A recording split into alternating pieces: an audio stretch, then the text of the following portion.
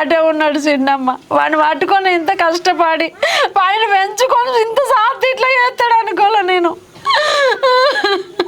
ఏడవకురా ఏడవకు.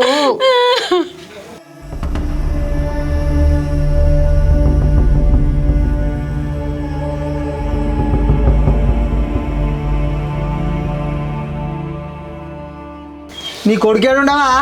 ఏడ్చిన కానీ చాలు, నటించు మస్తు.